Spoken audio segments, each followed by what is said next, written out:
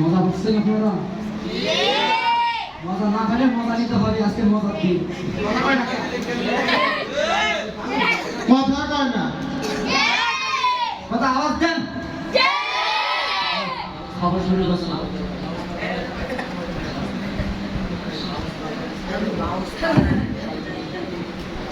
Breaking news.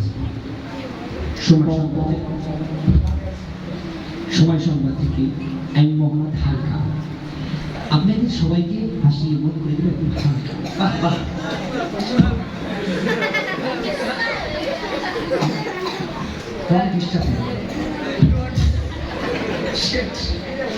আসসালামু আলাইকুম।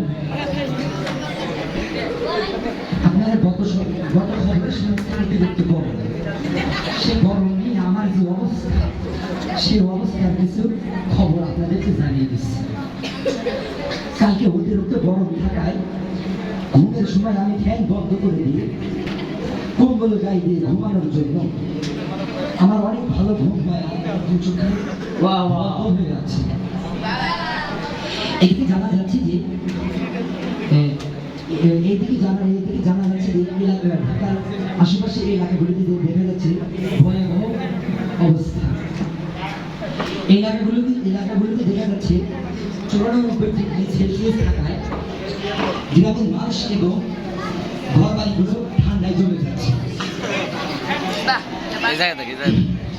অন্যদিকে জানা যাচ্ছে যে আমাদের প্রাইম মিনিস্টার দেশের উন্নতির জন্য কিছু সৈন্যবাহিনীকে নিয়ে রওনা দিলেন উগান্ডা মহাসাগরে।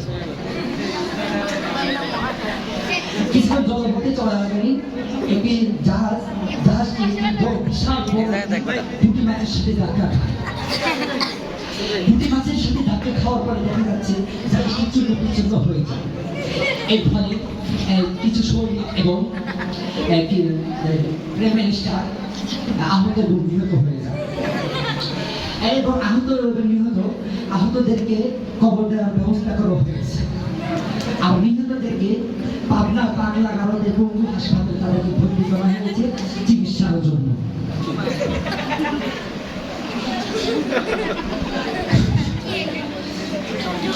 কিছুক্ষণ আগে পাওয়া খবর, আটলান্টিক মহাসাগরে আগুন লাগায় সাগরের মাছগুলো বয়ে বয়ে তার কাছে উঠে যাচ্ছে।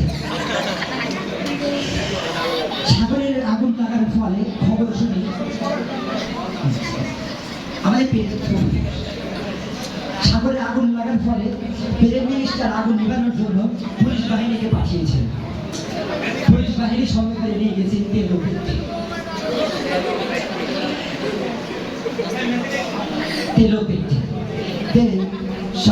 মহাসাগরে আগুন লাগার ফলে পার্শ্ববর্তী এলাকাগুলিতে দেখা যাচ্ছে মানুষগুলোর অনেক ক্ষয়ক্ষতি হয়ে গেছে।